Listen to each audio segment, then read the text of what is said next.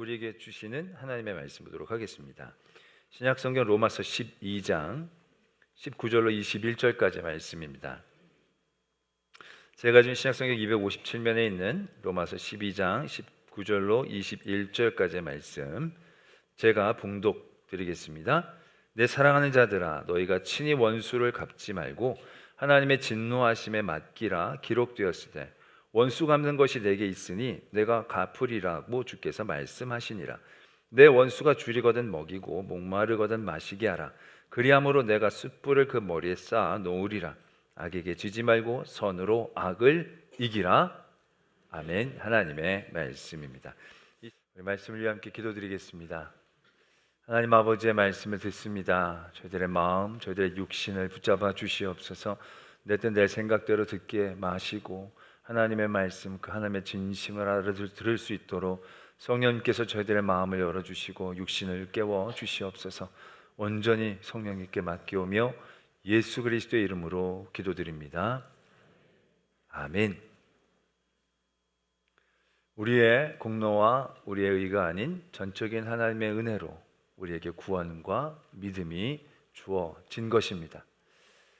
그런 다음에 우리가 이제 이렇게 살아야 한다는 말씀을 지금 나누고 있는데, 이 말씀을 듣다 보면 그런 생각 갖게 되기도 합니다.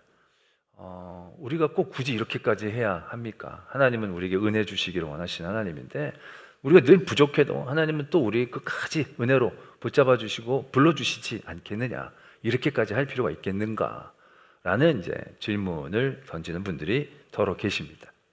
그런 질문에 답을 하자면 네, 맞습니다. 아마 우리가 이렇게 하지 못해도 가만히 있어도 하나님은 우리에게 은혜 주시기를 원하시는 분, 지금도 우리에게 풍성한 은혜를 주시는 하나님이시기 때문에 그렇습니다. 할렐루야.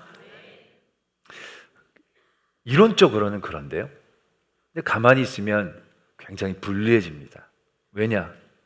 하나님과 우리만 있으면 문제가 아닌데 그 사이에 악한 권세들이 있다는 게 문제입니다. 이 악은 그 은혜를 빼앗으려고 하고요, 그 은혜를 누리지 못하게 하려고 우리를 늘 밀가부르듯 던지고 우는 사자처럼 우리 주변에 있다는 현실이 문제인 것입니다. 그냥 그들이 없다면 우리는 그냥 부족해도 하나님 나중에 우리를 이렇게 세우시고 우리를 우격다짐으로 끌고 가실 수도 있겠지만, 악한 세력들이 가만히 두질 않죠.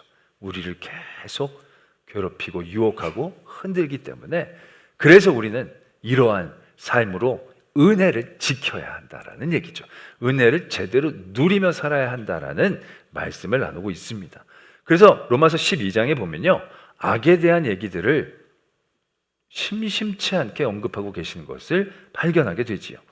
9절에 보면 악을 미워하고 선에 속하라 라고 말씀하시고, 17절에도 악을 악으로 갚지 말고 모든 사람 앞에서 선한 일을 도모하라고 말씀하십니다. 21절 오늘 읽은 말씀에도 결국 악에게 지지 말고 선으로 악을 이겨라. 결국 21장의 마지막 절을 보면 결국 악한 것에 대한 분명한 개념과 우리의 대항을 말씀은 도전하고 계신다는 걸 깨닫게 됩니다. 우리가 악을 미워하고 선에 속하라, 이런 모습은 어떤 모습을 의미하겠습니까? 우리는 너무 중간도 아니죠. 너무 애매모호한 삶의 자리를 좋아할 때가 있어요. 보면 음주를 좋아하는 분들이 자주 하는 질문이 이거죠. 술 먹으면 죄입니까? 술 먹으면 바로 지옥에 갑니까? 예수님도 술 마시지 않으셨습니까? 포도주는 술이 아닙니까? 뭐 이런 식으로 얘기를 하는 분들이 적지 않습니다. 물론 그런 질문에 답을 하자면 술 먹는다고 죄가 되겠습니까? 라고 얘기할 수 있겠죠. 되게 좋아하시는 분들 계실 것 같은데, 예수님이 마신 건 포도주니까, 그것도 술이니까 죄가 될 수도 있겠죠. 근데 우리의 삶의 자리가 죄가 아닌 거, 죄는 아니니까 그런 삶의 자리에 있으면 안 된다는 거예요. 왜? 미혹되기 쉬운 자리니까. 술의 문제가 아니라 술을 먹는 환경이, 악이 우리를 늘 노리고 있기 때문에 그 자리를 미워하고 피할 수 있어야 한다는 것이죠. 아니, 세상에 마실 게 왜 그거밖에 없어요? 좋은 거 많잖아요. 쌍화탕, 십전대보탕 뭐 이런 거, 좋은 거 많은데 그런 거 먹어도 충분히 좋은데 왜 좋은 거 놔두고 왜 죄 아닌 그걸 못 이겨 하느냐라는 얘기죠. 그런 삶을 경계하는 하고 계신다는 얘기죠. 악의 유혹과 미혹으로부터 우리가 늘 깨어있기에 분명하고 선명한 태도들 원하고 계신다는 거죠. 또 악을 악으로 갚지 말고, 우리가 너무 많은 도전을 받는 거죠. 악한 일들을 당하면 우리가 그 일들에 대해서 갚아주려고 할 때 그 자체가 악이 될 때가 많으니까, 그건 결국 우리가 악에게 넘어가게 되는 현상이 되어지니까 그런 부분에 대해서도 우리는 굉장히 선명하게 있어야죠. 다윗과 사울의 관계에서 보면 사울이 늘 악을 행했지만 다윗이 끝끝내 악으로 갚지 않았던 그런 모습들, 결국 그런 모습들이 우리들에게 분명하게 도전되고 있는 모습이다라는 것입니다. 그리고 나서 오늘 마지막에 보면 악에게 지지 말고 선으로 악을 이겨라, 분명하게 우리에게 도전하고 계시는 걸 보게 됩니다. 악에게 지지 않는다는 것, 이건 어떠한 모습일까요? 우리는 악이 우리에게 덤벼들었을 때 거기에 밀리지 않고 뒤지지 않고 꿋꿋하게 잘 버티고 잘 싸워나가는 모습이 악에게 지지 않는 모습일까요? 솔직히 그런 모습은 별로 없습니다. 우리는 악에 비하면 굉장히 연약하기 때문에 그렇습니다. 그렇다고 우리가 악에게 늘 지느냐? 그건 그렇지 않죠. 우리가 욥기서를 보면 욥이 사단의 공격을 받아서 쌓았던 재물을 다 빼앗깁니다. 자녀들이 다 죽습니다. 사람들은 벌받았다고 손가락질하기 시작했을 것입니다. 몸에 병이 듭니다. 그의 친구들까지 와서 그를 비웃고 정죄하기 시작합니다. 이 정도 되면 패배자 아니겠습니까? 그런데 우리는 분명히 얘기할 수 있습니다. 욥이 망했다고, 욥이 병들었다고, 욥이 친구들에게 배신당했다고 악에게 진 건 아니라는 겁니다. 악에게 지는 게 넘어지고 쓰러지고 망한 모습을 의미하는 게 아니에요. 넘어져도 쓰러져도 아파도 다 죽어가도 악에게 지지 않는 모습은 그것과 다른 모습이라는 얘기죠. 어떤 모습입니까? 욥이 하나님을 원망하지 않은 거죠. 욥이 하나님의 주권을 붙잡고 의지하고 있었다라는 것입니다. 그렇게 힘들고 어렵지만 그렇게 붙잡을 수 있었을 때 욥은 악에게 지지 않았다 라고 말씀을 적고 있는 것입니다. 우리도 그러한 믿음의 모습들을 견지해 나가야 한다는 것이죠. 여러 가지 이런 일들을 할 때 늘 승승장구하지 않을 겁니다. 사람의 찬양을 받고 칭송만을 받지는 않을 겁니다. 때로는 모함도 받고 더 억울한 일도 당할 겁니다. 그렇다고 그게 지는 건 아니라는 얘기죠. 그럼에도 불구하고 우리 안에 결국 하나님이 갚으신다라는 주권을 내어놓지 않는다면 결코 지지 않는다라는 것을 우리가 분명히 붙잡을 수 있어야 한다는 것입니다. 그런데 말씀은 지지 않는 것만으로도 멈추지 않습니다. 그냥 무슨 이런 거 좋아하지 않으십니다. 이겨라 라고 얘기하시는 거죠. 선으로 악을 이겨라. 우리의 무기는 선이니까 그 선으로 악을 이기라고 우리에게 주문하고 계시는 것을 보게 됩니다. 그렇다면 선으로 악을 이긴다는 모습은 어떤 모습일까요? 20절에 보면 말씀이 이렇게 적혀져 있습니다. 네 원수가 줄이거든 먹이고 목마르거든 마시게 하라. 그리함으로 내가 숯불을 그 머리 위에 쌓아 놓으리라. 말씀이 이렇게 적혀져 있습니다. 우리는 이 말씀이 선으로 악을 이기는 그런 전형적인 모습으로 떠올리기 쉽죠. 원수가 있는데 이 원수가 나를 늘 괴롭혔어. 내가 힘들 때마다 조롱하고 내 걸 빼앗고 그런 원수였어요. 근데 이 원수가 다 망해가지고 너무 갈증에 목마름 가운데 너무 고생하고 있는 원수가 내 눈앞에 있는 거예요. 근데 내게 생수가 딱 있는 거예요. 그럼 여러분들 어떻게 하시겠습니까? 이 자식 나를 그동안 그렇게 어렵게 하고 나를 그렇게 힘들게 했지. 그러면서 내가 무릎 콱 생수를 따가지고 그 다음에 샥 부른 다음에 줄까? 네, 그럼 그냥 땅바닥에 싹 부으면서 네가 나한테 한 걸 생각해봐. 딱 이러면 얼마나 통쾌할까. 이제 그런 생각이 들죠. 근데 그럼 안 되죠. 말씀이 선으로 악을 이기라는 거니까. 그렇게 하는 거 꼭 악으로 악을 갚는 거니까 그거 안 되고 선으로 악을 갚으라는 생각이 퍼뜩 생각이 나서 마음을 고쳐먹죠. 아니 내가 이러면 저 사람하고 똑같은 사람 되는 거고 내가 선을 베풀어서 저 사람이 감동받고 깨우치고 뉘우치고 내 앞에 무릎 꿇게 해야겠다. 그걸 생각하면서 따뜻한 온화한 표정으로 많이 목마르냐? 마실래? 뭐라고? 마셔. 아주 나이스한 표정과 폼으로 진짜냐? 그럼 그냥 마셔.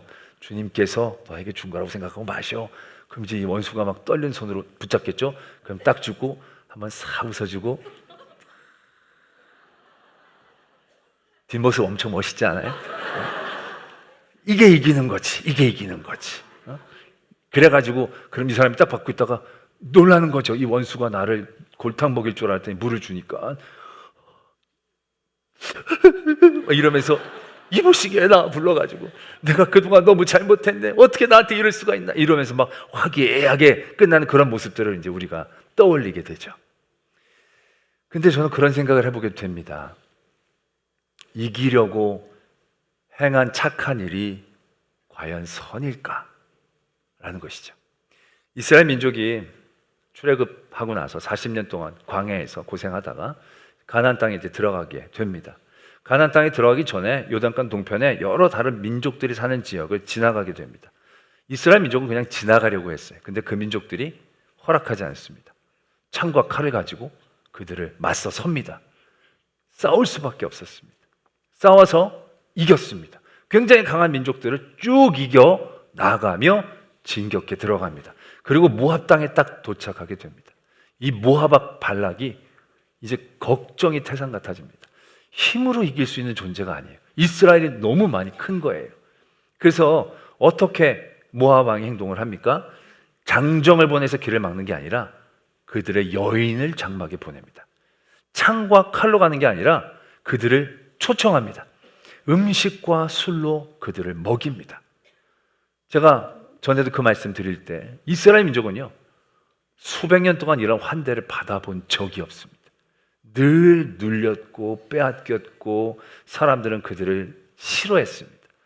이런 환대는 받아본 적이 없었던 거예요. 얼마나 착한 행실로 그들을 대한 것입니까? 그렇잖아요. 지금 이스라엘은 모압의 입장에서 보면 원수예요. 적이에요. 그들의 직역으로 지금 진격해오는 사람이에요. 근데 그 이스라엘에게 이 모압은 착한 행실로 그들을 맞이하는 거예요. 그들을 품는 거예요. 초청하는 거예요. 그들의 딸을 주고 그들의 음식을 주고 술을 주며 그들을 받아들이는 거예요. 이거 선으로 악을 갚는 모습 아니겠습니까? 그런데 우리가 그 모압의 행위를 선이라고 얘기합니까? 선이라고 얘기하지 않습니다. 유혹이라고 얘기합니다. 왜요? 그들이 이스라엘을 이기려고 한 것이거든요. 이스라엘을 사랑해서 한 게 아니라 이스라엘을 이겨먹으려고, 이스라엘이 하나님 앞에 저주받아서 벌을 받게 하려고 했던 착한 행실이었기 때문에 우린 그걸 선이라고 얘기하지 않습니다. 자, 그렇다면 그런 모압의 행동과 악한 사람들을 이기려고 했던 우리의 선한 행동의 차이는 뭡니까? 우리가 그 악한 원수들을 사랑해서 행한 행실이 아니잖아요. 그들을 이겨먹으려고 한 거예요. 나는 너랑 종류가 다른 인간이야. 난 너보다 더 숭고해. 난 너보다 더 착하고 선하고 의로워. 그걸 나타내고자 했던 동기에서 행한 물과 음식이 선으로 악을 이긴 모습이 되겠습니까?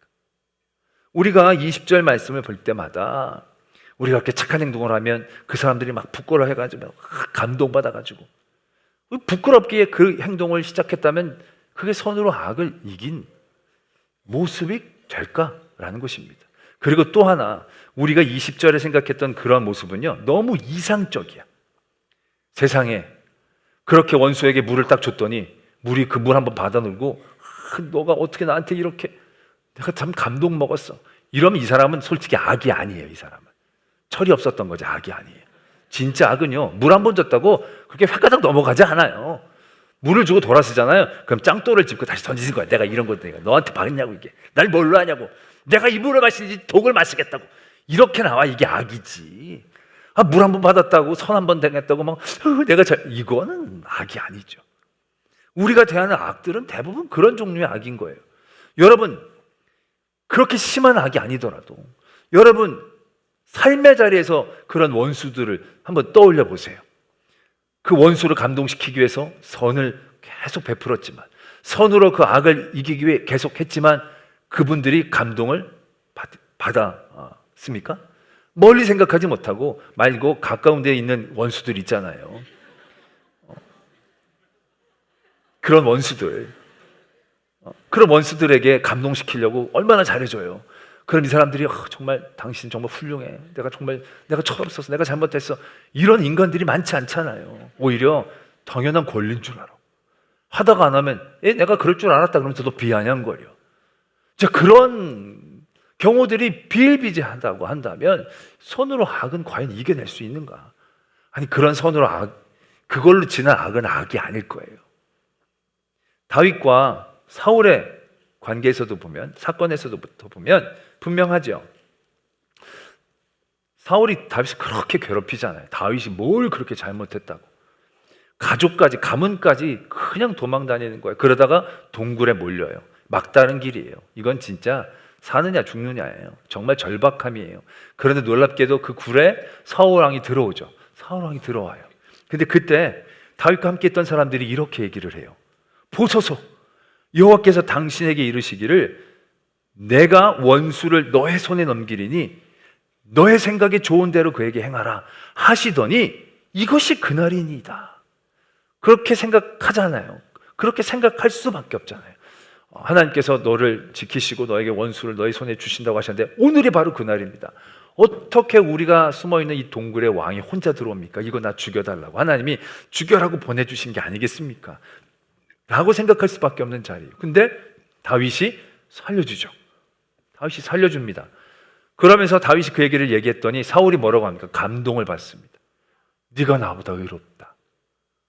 네가 이스라엘의 왕이 될 것을 나도 안다. 그렇기 때문에 너는 나와 내 아버지 집을 멸하지 말아달라고, 그걸 맹세해달라고 사울이 다윗에게 얘기합니다. 그래서 다윗이 맹세까지 해줍니다. 감동받을 만하죠. 그렇게 악한 짓을 했는데 선으로 갚았으니 사울이 감동을 받았죠. 받기는 받았어요. 근데 순간적이었던 거예요. 금방 사울은 다시 그 악이 쓴뿌리처럼 자라나서 다윗을 또 잡으러 달려들기 시작했다는 거예요. 다윗이 또 한 번 살려줬어요. 또 한 번 살려줬으면 끝내야 될 텐데 끝낼 것 같지 않아 보였던 거죠. 다윗이 보기에도.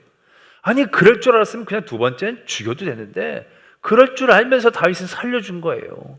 그러면서 블레셋으로 망명을 떠나버린 거죠. 자기가 안 보여야 사울이 쫓지를 않겠다라는 생각을 가지고 다윗이 망명을 해버리는 거예요. 자, 악은 대부분이 그래요. 우리가 선으로 행하고 물을 먹이고 배고플 때 음식을 준다고 감동받거나 깨닫게 되거나 뉘우치는 것, 그건 굉장히 소원한 일이다라는 것을 우리가 경험하게 돼요. 그래서 20절의 말씀도요, 이렇게 이해를 해야 되는 거예요.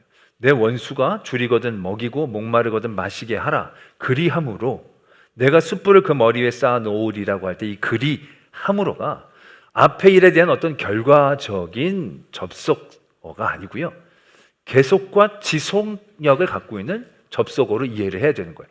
네가 이렇게 되면 원수가 숯불을 머리에 얹을 것이다. 이러면 깨닫거나 부끄럽게 하거나 이런 쪽이지만 그게 아니라는 얘기죠.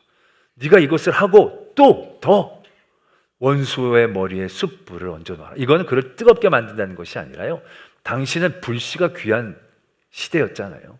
불씨를 꺼트리고 꿇어다니는 경우들이 적지 않았다는 거예요. 그럴 때 그 원수가 불씨를 꿇어왔을 때 그 불씨를 주는 행위들이 그런 관용적으로 머리에 숯불을 두는 표현이다라는 거예요. 그러니까 이 말씀은요, 줄이거든 먹이고 목마르거든 마시게 하고 숯불을 달라 그러는 숯불을 주고 그 선을 멈추지 말고 선을 계속해 나가라는 당부를 우리에게 주고 계시는 거예요. 그게 선으로 악을 이기는 모습이다라는 것을 우리에게 가르쳐주고 계신다라는 것이. 선으로 악을 이기는 건 우리가 선을 행해서 악이 고침을 받고 깨우침을 받고 돌아서는 상태를 의미하는 게 아니라 악은 기대하지 말아야 돼요. 악은 바뀌지도 않아요. 그러나 그럼에도 불구하고 우리가 그 악을 악으로 갚지 않고 계속해서 선을 행할 수 있는 모습을 만들어내고 지켜나가는 것, 그게 선으로 악을 이기는 모습이 되어진다는 거예요. 그렇다면 그걸 어떻게 할 수 있냐는 거죠. 그게 정말 어려워요. 쉽지 않아요. 여러분들도 아까도 말씀을 드렸지만 그런 어떠한 원수나 악이라고 생각하는 사람들에게 우리가 몇 번 선을 베풀었는데도 불구하고 그 사람들이 고마워하기는커녕 당연하게 여기고 안 하면 불평하고 그렇게 되는 상황을 만나면요, 지속적으로 선을 행한다는 것 자체가 굉장히 어려워지는 그런 상황을 만나게 되죠. 그렇다면 어떻게 하면 이런 상황에서 선을 이기는, 선으로 악을 이기는 모습들을 지켜내 나갈 수 있을까? 우리는 다윗의 모습을 다시 한번 살펴볼 필요가 있다라는 겁니다. 다윗이 어떻게 그렇게 지속적인 사울의 악에도 흔들리지 않고 선을 행할 수 있었을까? 다윗이 사울을 살려줄 때마다 그 안에 가졌던 마음의 중심을 살펴볼 필요가 있습니다. 처음에 다윗이 사울을 살려주면서 이렇게 얘기합니다. 여호와께서는 나와 왕 사이를 판단하사 여호와께서 나를 위하여 왕에게 보복하시려니와 내 손으로는 왕을 해하지 않겠나이다. 19절의 말씀 그대로 다윗이 행동합니다. 분명한 악이지만 이걸 행동으로 옮기는 건 내가 아니라 하나님의 것이기 때문에 나는 하지 않겠습니다. 지금 사울과 자기의 1대1의 관계 가운데에서 쌓여진 원한과 악함과 억울함과 분노가 가득 쌓여 있었을 터인데, 그런 관계 가운데에서 다윗은 하나님을 모셔오고 있다는 겁니다. 하나님이 이 주권 가운데 있음을 다시 한번 인정하고 고백하고 있다는 거예요. 자, 그리고 나서 살려줬는데 또 사울이 쫓아오죠. 다윗이 이번에는 진을 펼치고 자고 있는 사울의 숙소까지 들어갑니다. 하나님이 모두 재워주셨어요. 그래서 그 옆에서 물병하고 창을 가지고 나왔어요. 그리고 얘기하는 거예요. 아니 왕이시여, 내가 뭐라고 나를 이렇게 자꾸 쫓아다니시는 겁니까? 라고 얘기하면서 마지막에 이런 이야기를 다윗이 합니다. 오늘 왕의 생명을 내가 중히 여긴 것 같이 내 생명을 여호와께서 중히 여기셔서 모든 환난에서 나를 구하여 내시기를 바라나이다. 자, 이렇게 고백하고 있다는 거예요. 지금 다윗은 사울을 살려준 거예요. 사울이 다윗에게 빚진 거예요. 목숨값을 빚진 거예요. 그러나 그럼에도 불구하고 다윗은 그 값을 사울에게 요구하고 있지 않다는 겁니다. 왕이시여, 내가 오늘 당신 살려줬으니까 당신도 나 한번 살려줘야 됩니다. 이런 식으로 생각하고 얘기하지 않는다는 얘기예요. 전혀 다윗에게는요, 사울하고 계약하거나 거래할 생각이 없어요. 다윗은 하나님에게 요구합니다. 오늘 내가 왕의 생명을 중히 여겨 죽이지 않은 것처럼 하나님께서 내 생명을 중히 여겨 주시기를 바랍니다. 고백합니다. 이렇게 이야기하고 있는 사실을 주목해 봐야 한다는 것입니다. 어떻게 그런 지속적인 악의 자리에서, 상황에서 선을 행할 수 있는가? 그 마음의 중심에 악이 자리 잡고 있지 않기 때문에 가능한 거예요. 사울이 그 마음 안에 채워져 있으면 쉽지 않아요. 그런데 다윗은 그 마음 안에서 사울을 몰아내고 있어요. 사울을 몰아내기 위해서 그 마음을 하나님으로 채우고 있어요. 그 하나님의 주권과 하나님의 갚아주신 것에 그 생각을 집중했을 때 그 마음에서 사울이 조금씩 물러나기 시작하는 거죠. 그래서 조금 더 견디고 조금 더 하나님 편에서 선을 행할 수 있는 마음들을 붙잡아 놓고 있었다라는 것을 발견할 수 있다는 겁니다. 그것이 시편 57편에 아주 잘 표현되어 있습니다. 시편 57편의 말씀은 제목이 이렇게 붙어 있습니다. 다윗이 사울을 피하여 굴에 있던 때에, 딱 그 순간인 겁니다. 다윗이 사울을 피해 굴에 있던 그때예요. 아까도 말씀을 드렸지만 절체절명의 순간인 거예요. 그 상황에서 다윗은 오만 가지 생각이 다 들었을 거예요. 아니 내가 뭘 그렇게 잘못했길래 여기까지 내가 밀려오는지, 숨어야 되는지, 아니 사울 도대체 그 사람 도대체 어떻게 된 사람인데 내가 뭐라고 나를 죽이려고 이렇게 혈안이 되어 있는지, 그 사울에 대한 그러한 분노와 이해하지 못하는 마음과 악에 대한 생각들이 채워질 수밖에 없는 상황인 거예요. 근데 그 상황에서 57편을 찬양하고 있다는 거예요.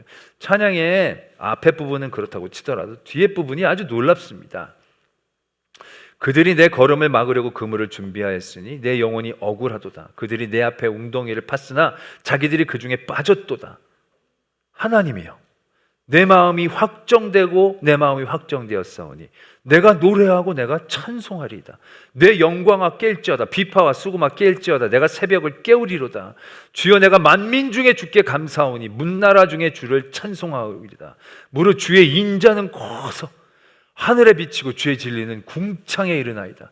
하나님이여 주는 하늘 위에 높이 들리시며 주의 영광이 온 세계 위에 높아지기를 원하나이다.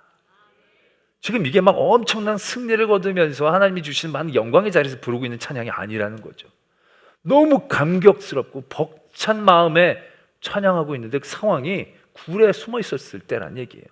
여러분들 제가 이 말씀을 드릴 때 이 말씀이 낯설지 않았을 거예요. 왜냐하면 이 안에서 찬양이 몇 개가 나오잖아요.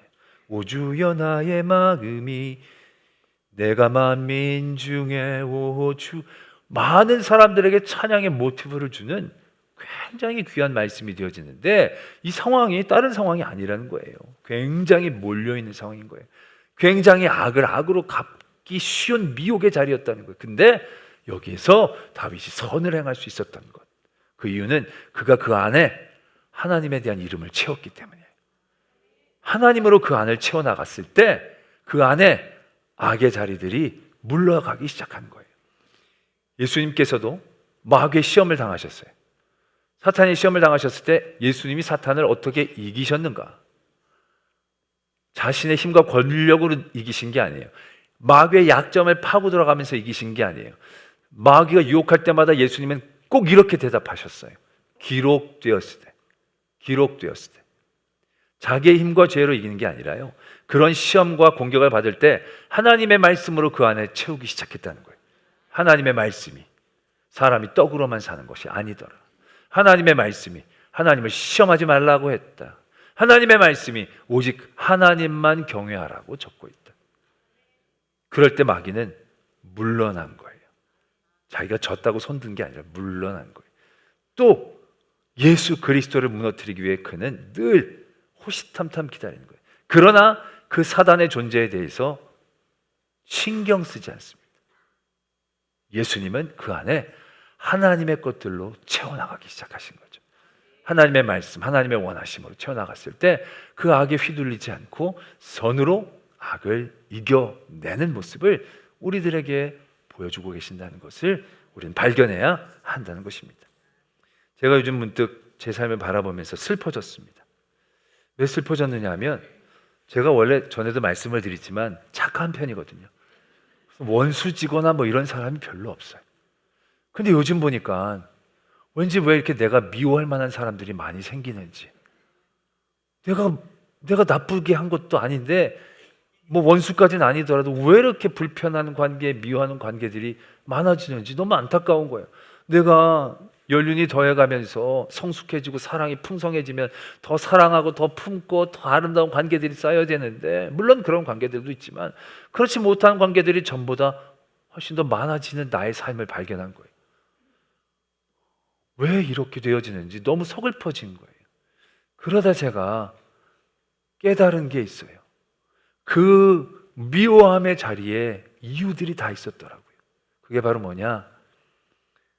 내 명예, 내 기분, 나의 어떤 의로움에 대한 인정을 안 해주는 부분들, 내가 바란 것들을, 내가 사랑하는 것들을 공격하는, 결국 내가 내 것으로 내 안에 채울 때 원수들이 생기더라고요. 보면 원수가 제일 많은 사람들이 제일 힘이 많은 사람들이에요. 제일 많이 가진 사람들이 원수가 많아요. 근데 여러분, 아무것도 안 가진 사람들은요, 원수가 없어요. 그렇지 않아요? 여러분들 생각해 보세요. 여러분 원수가 왜 많아요? 가진 게 많아서. 원수가 왜 많아요? 자존심이 너무 세서. 다 여러분들 때문에 원수가 생긴 거예요. 요즘 세상이 더 나빠져서가 아니에요. 그 마음을 우리가 어떻게 이겨낼 수 있겠습니까? 그 마음에 하나님의 것을 채워야 되는 거죠. 그렇게 미워했던 이유들이 보면 하나님의 은혜로 막 채워지고 나면 뭐 이런 것 갖고 내가 왜 그랬을까? 라는 생각이 들죠. 여러분 어렸을 때 막 형제들끼리 싸웠을 때 뭐 갖고 싸웠어요? 진짜 요즘 보면 말도 안 되는 것 갖고 목숨 걸고 싸운 거 많잖아요. 지금 보면 아무것도 아닌데. 그냥 줘버려도 되는 건데. 그냥 가지라고 하면 되는 건데. 내가 한 번 안 하면 되는 건데. 나는 이미 받은 게 많은데, 누리는 게 많은데, 가진 게 많은데, 그게 뭐라고 그거 하나. 그게 내 안에서 원수를 만들고, 내 안에서 악을 만들고, 그 악을 견디지 못하게 하는 괴로움 가운데 나를 두고 있는 것이 아닌가 생각하게 되어지는 거죠. 꼭 이런 설교하면 요즘 누가 목사님한테 원수인데 막 이렇게 그런 생각하는 사람들을 회개하셔야 돼요. 그건 제가 이해를 돕기 위해 얘기한 거지. 중요한 건 그거 아니잖아요, 지금. 그걸 어떻게 해결해냈느냐가 중요한 거지. 누굴까, 저 사람? 이거 이러면 안 된다는 거죠. 그렇다라는 얘기고, 그런 모든 가운데 결국 깨달은 건 결국 내 욕심, 내 아집, 내가 붙잡고 있는 것 때문에 원수가 생기는 거예요. 여러분 재산 때문에 그거 내려놓으시면 원수 아닌 거잖아요. 이거 내 거야, 가져. 원수 안 되는 거잖아요. 내가 이 자리 해야 되는데 나도 이 자리 해. 네 해라. 그럼 원수 안 생기는 거예요. 근데 내가 이거 가지려고 할 때, 내가 이거 안 놓으려고 할 때, 내가 이거 지키려고 할 때, 하나님이 우리에게 주신 은혜를 생각하고 그 은혜로 내 안에 채워나가면 악에게 지지 않는 거죠. 그 악을 이기는 게 아니라 악을 넘어서는 거예요. 사울에게 별로 신경이 안 쓰이고 하나님에게 더 신경이 쓰이는 거죠. 그리고 하나님을 바라보며 하나님 앞에 나의 행동들을 붙잡아 나갈 수 있게 되는 거죠. 그게 선으로 악을 이기는 모습이 되어지겠죠. 오늘 로마서의 말씀은 우리에게 그런 모습을 도전하십니다. 왜? 받은 게 많잖아요. 다 은혜로 누리는 거잖아요.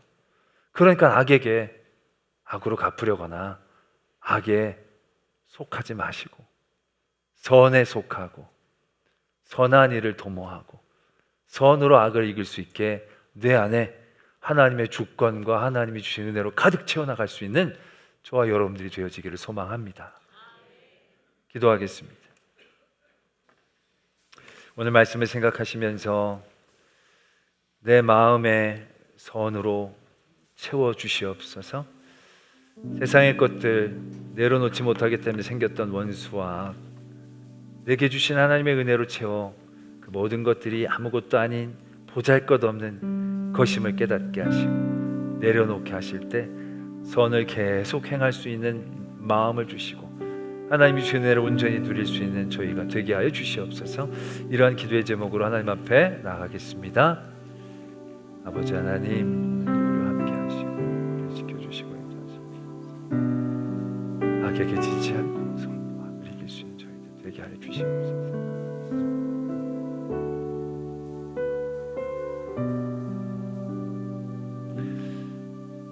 악에게 지지 않고 선으로 악을 이길 수 있는 저희들의 믿음 되기를 원합니다.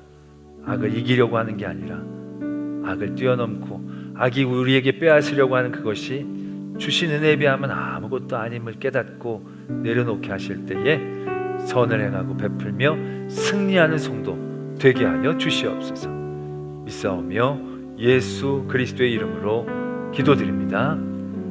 아멘.